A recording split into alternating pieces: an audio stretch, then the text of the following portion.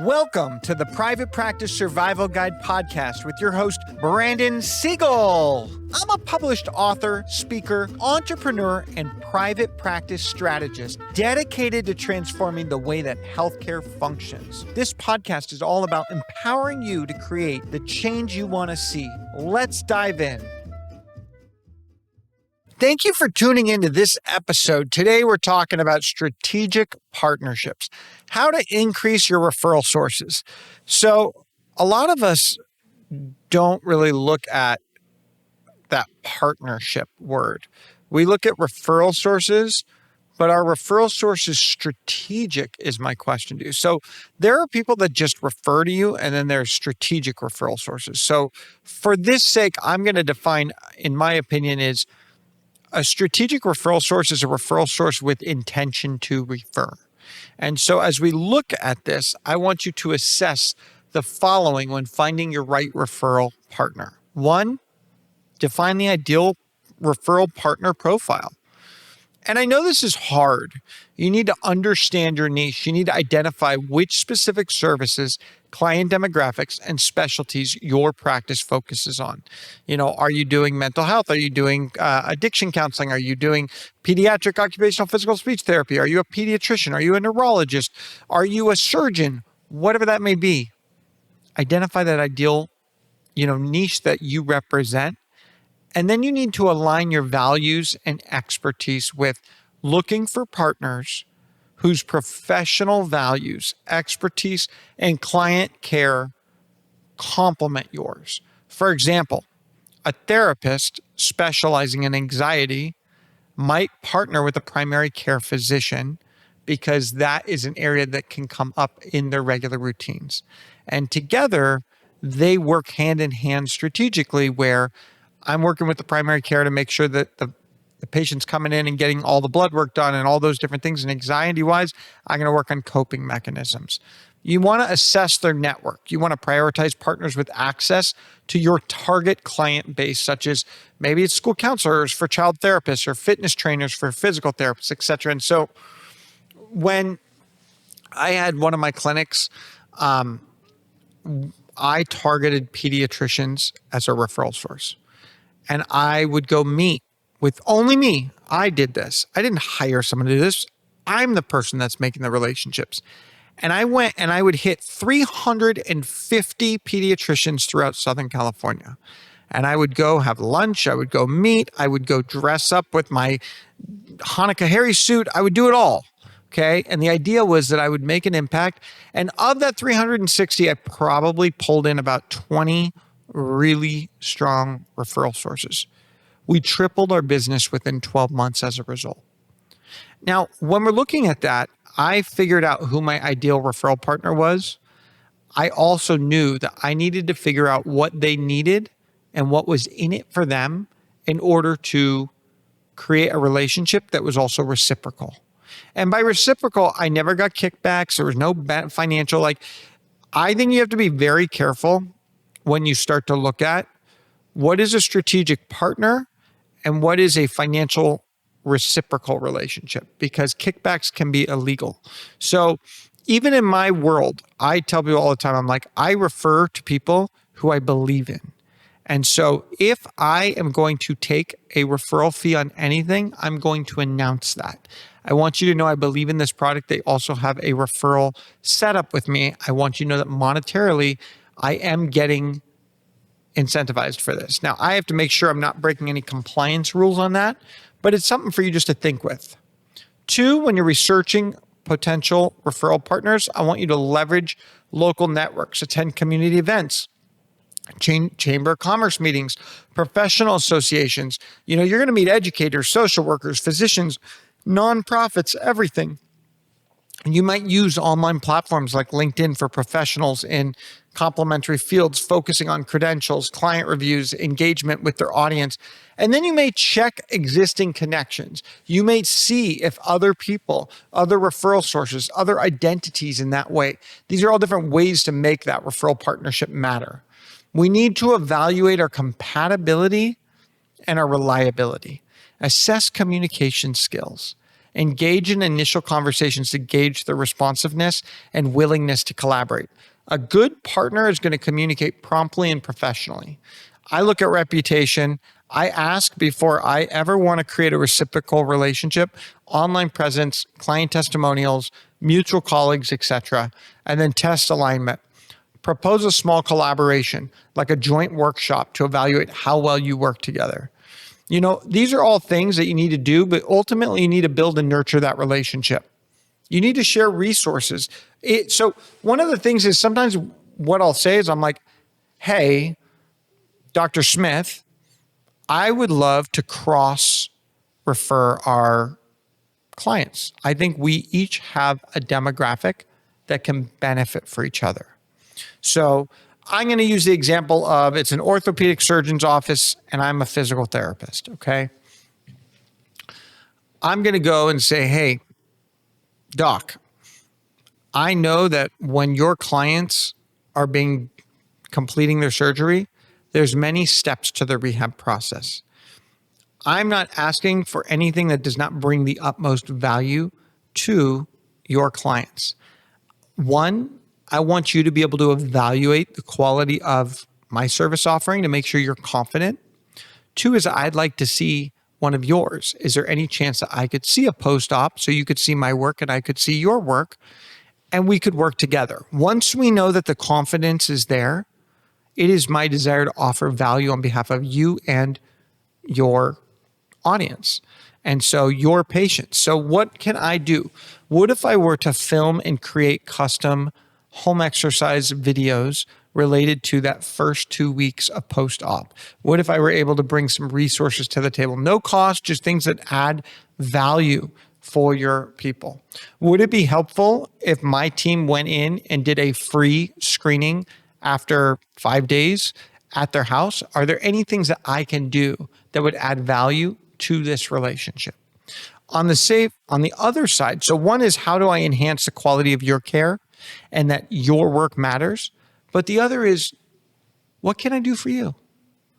Do you want me to try and refer you clients? Do you want us to put together a workshop on, overcoming the biggest sports injuries, when to look at surgery and when not to?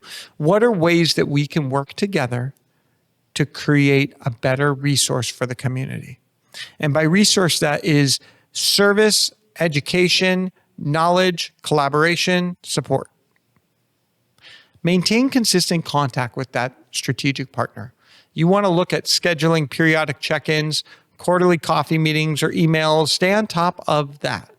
What does that look like? Create a referral process. Now you need to be careful because you cannot have someone benefiting from that referral.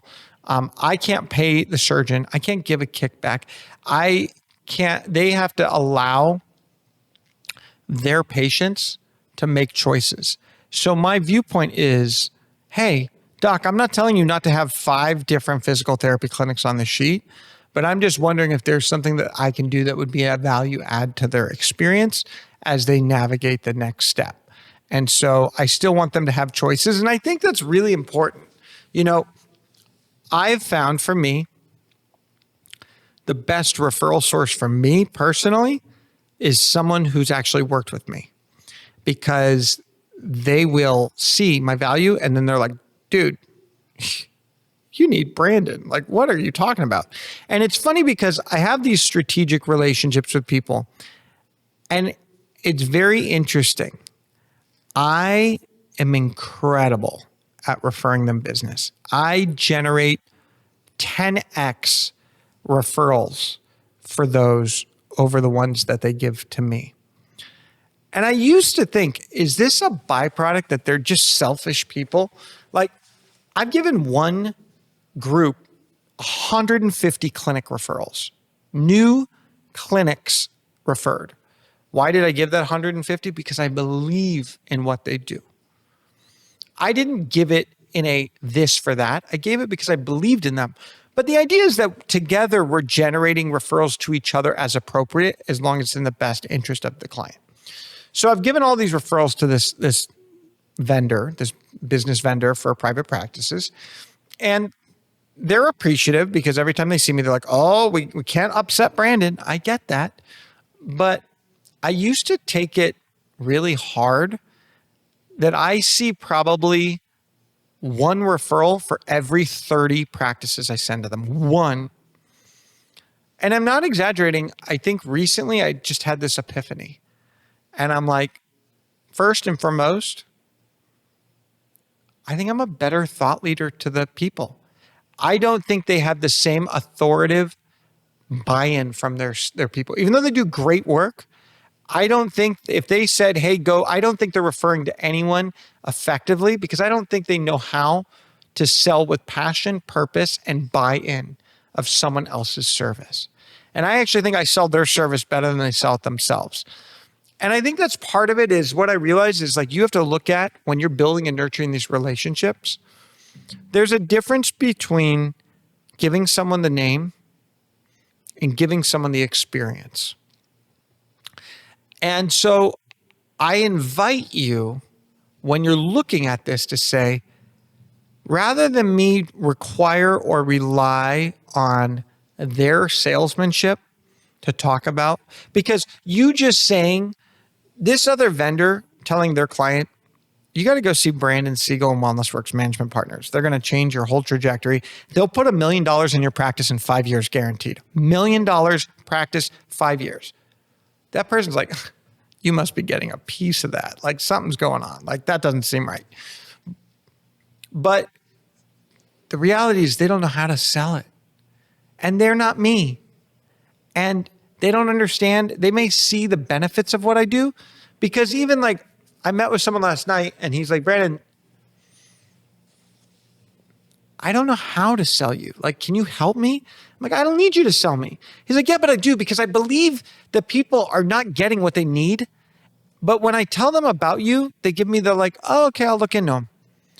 And I said, sometimes they need to experience it or they need to have such a thorn in their leg for them to be willing to cross that. And so I said, I recognize that the reason why I get more referrals from existing clients over outside strategic partners is because existing clients are able to share a relevant thorn and vendors are not. So when you look at that strategic referral, you need to make sure they know how to showcase the thorn. So I'll give you an example. That surgeon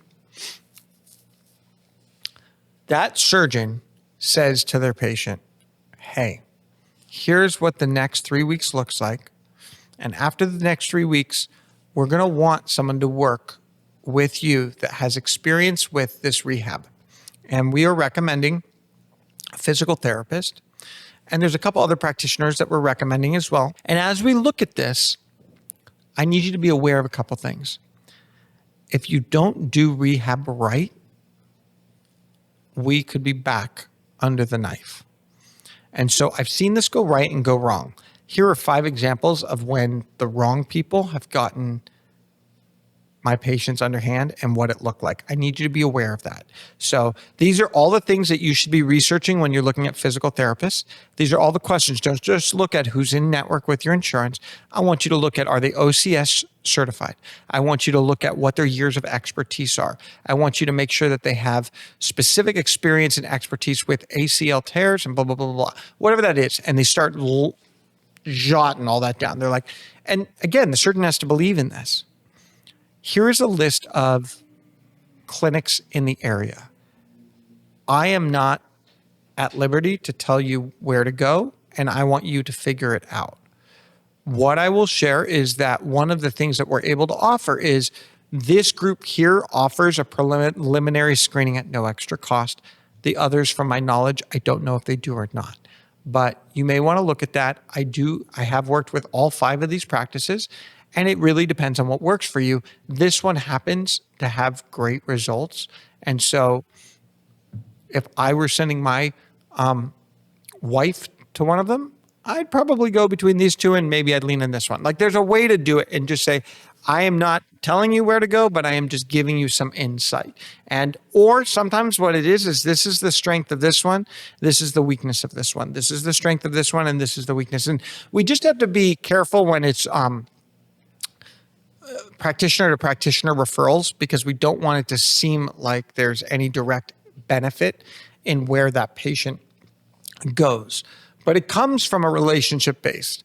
So one of these vendors, just for my own relevance, if they were like, look, if they actually took the time to share the stories, I think it'd be one thing. But I'll be honest with you, I think they're so focused on their own growth. And I think that's where my frustration also was they don't want to put in the time to say, you know what, we've sent 5 billing clients to Brandon.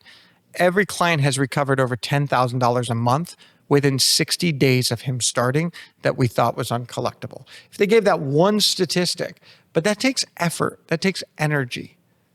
And because I refer so many clients, I don't think they really worry. And I'm not referring clients because I'm expecting anything in return. I'm referring clients because I actually do believe in their product. But would it be nice? You bet it. We all love referrals.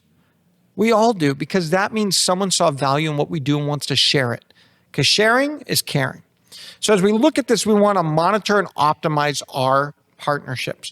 We want to track referral outcomes using whether it be a CRM or a sheet or your practice management software, monitoring number of referrals, monitoring client satisfaction, monitoring conversation rates. Now, I'm going to go back to that physician-surgeon relationship. What if I volunteered my time every time you have a surgeon, every time you have a patient that needs a post-op physical therapy screening? I'm happy to donate my time. No strings attached, no expectations. And I think it's really important for us to be so confident in what we do that we always give 3 referrals. So even with like my own business, I'm always saying, hey, we're going to do a discovery call. Cost you nothing. I'm going to tell you whether I can help you or not. And I'm willing to put my money where my mouth is. But here's the thing. Don't take my word for it. I want you to at least interview 2 additional people that do the same thing I do. If you need names, I can give you names and people that I would refer to. And then you get to make your decision. I want you to solicit feedback from your partners. I want you to have a referral process to identify areas of improvement and then adjust as needed. Now, if you're really good at what you do, you know how to highlight what you stink at, when you're not a fit, and when you are a fit. And I think that's why referral partners like me is I'm straight, because I know there's nothing worse, truly, than referring one of your biggest clients to someone who has a bad experience. So a lot of partners don't want to make referrals because they don't want to put their own reputation on the line. So I'm very specific, the people I refer, because I used to refer to EMRs and it was a mistake. So if you're an EMR that's changing the trajectory, and you want referrals, I want to see your product. I have to believe in your customer service. I want to see that you have US-based customer service. I want to see that you're prioritizing care. I want to see that you understand the market. I want to see that you have the right sales and implementation process. These are all things, and I'm just giving an example because I'm so tired of people looking for a quick sale and cashing it in. This game is bigger than that. So we need to think outside the box. What if we got online thought leaders? So for private practices aiming to expand referral networks, partnering with an online thought leader on social media can be a game changer. So recently, there's a practice that I worked with that had some products, and they were able to partner with Gary Brecka. For the past 20 years, I've had the privilege of helping pediatric occupational, physical, and speech therapists redefine the way that their business functions and helping them tap into their entrepreneurial spirit.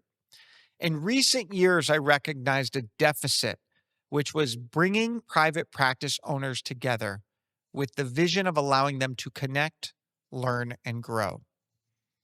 And Growth Code Conference was born. From sunrise to sunset, we offer an opportunity for pediatric, occupational, physical, speech therapy private practice leaders and owners to connect, Collaborate, learn, grow from yoga to breakfast to lunch to coffee carts and more. We take you to another world where you are inspired, where you feel empowered, and where you are able to grow to the next level so that we all can change the world one child at a time. If you haven't heard Gary Brecka, the guy is brilliant. I am so enamored by what he has done and the way that he's changed the trajectory of healthcare. If anyone has relationships with Gary, hook it up. But I say it in this way. What he's built on a social media basis is just incredible. And Gary endorses products, and because people trust Gary, boom. So whether this is the sauna that I use every day, or these are my supplement routines, or whatever that may be, having someone like a Gary Brecka believe in you, he's got the following to change your trajectory overnight. I know stories of people that sold more in one day than a 30-day prior month sales just because of a Gary Brecka type person taking their product, showing it, endorsing it, putting it into play, and showcasing the way that it changes his following's day-to-day routine. He's got engagement, he's got a large influence, and he can drive that high-quality referral. So I think it's really important that you look at this to identify, connect, and collaborate with online thought leaders, referral sources, and tailored specifically for you. So one is, let's identify who's a relevant thought leader. Align with your niche. Seek thought leaders whose content aligns with your practice's specialty. Again, functional medicine might target Gary Brecka. That's all about biohacking and holistic health. Using Instagram, YouTube, TikTok, all those different things, you're going to start to see who's monopolizing the social space.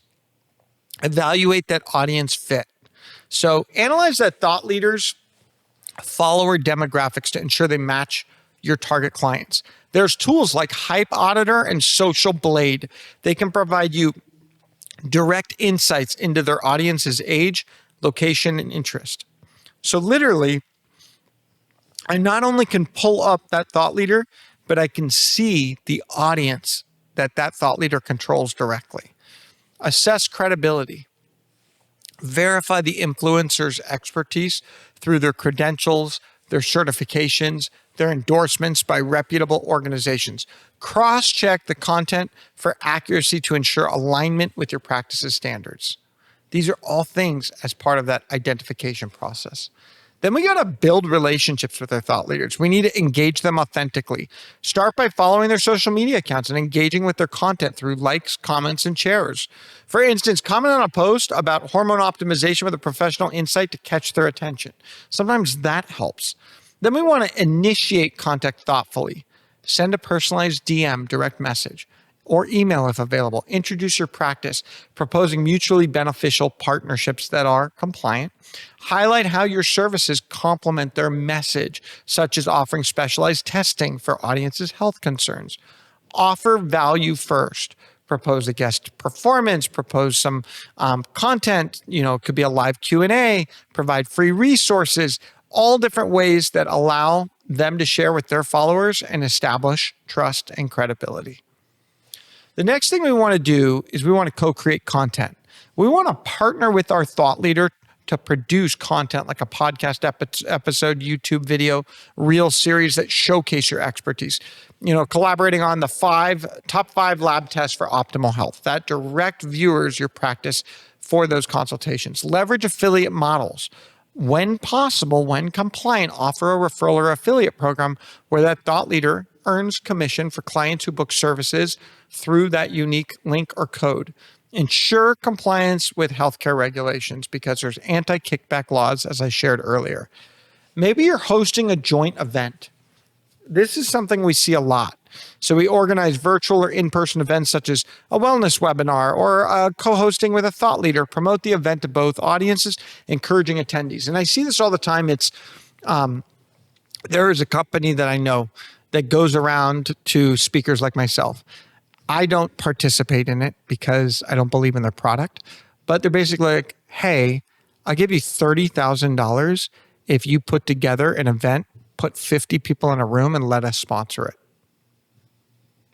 Okay. Now, if you're honestly a product I believe in, okay, I'm willing to do that. Don't get me wrong. But then I'm giving that event for free to these people. So I'm saying, based on ABC's sponsorship, I'm able to put on a special education event at no additional charge. That kind of thing. We need to maintain and optimize these partnerships, track referral performance, use your CRM, track system to monitor referrals from the thought leader, notating metrics like client volume, conversion rates, services type booked, what that revenue direct correlation is. And this helps that ROI partnership, evaluating it. Provide feedback. I want you to communicate regularly. At the end of the day, it's got to be a win-win, and you need to sustain that relationship. Stay engaged by inviting them to your events and sharing things. And that's something that I've done. There's a couple of thought leaders out there that I really like to have at my conference. I invite them. They speak. They come. They invite me sometimes to speak at their stuff. And it's one of those things where we just love what we're doing, and even people that I've highlighted in my podcast, I'm not getting anything from them. They're people that have built-in relationships. We're not doing financial exchange. We're doing community exchange because we believe our communities synergize for what we're trying to do and the change we want to see. And so the other thing you need to do is navigate challenges related to ethical considerations. Ensure there's ethical alignment. Confirm the thought leader's recommendations align with evidence-based practices to avoid associating with misleading health claims or anything that could harm your reputation. Comply with regulations, adhere to healthcare laws, FTC guidelines, HIPAA guidelines, anti-kickback guidelines. You get where I'm going? And then manage expectations. Thought leaders with large following may have high collaboration cost or limited availability.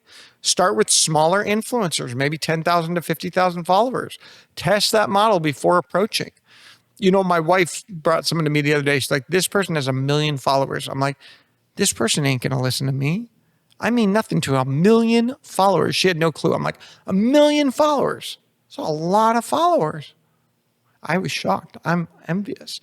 But it's really neat when you can meet those people. And so here are some key tips.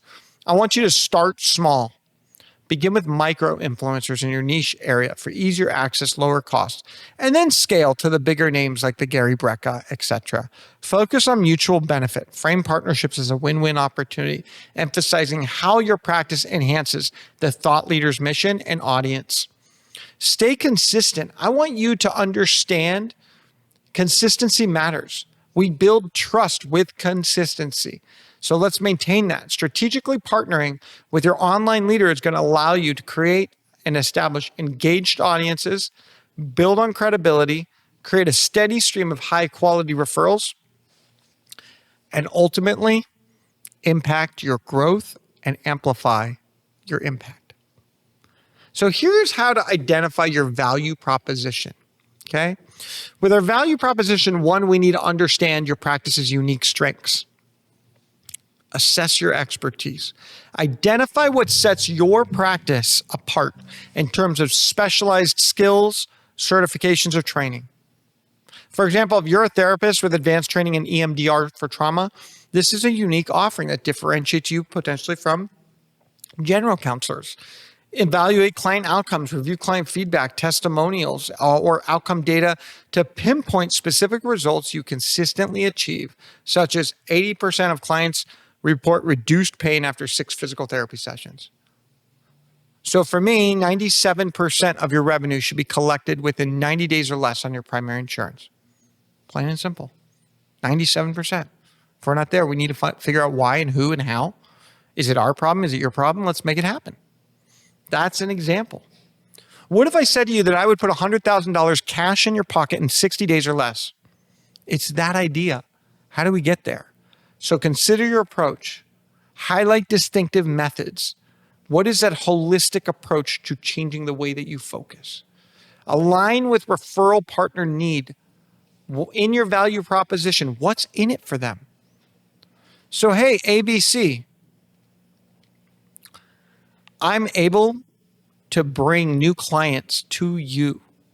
This is the ideal client I can bring to you, but I also would love to improve the outcomes of the transition between your clients and when they get home.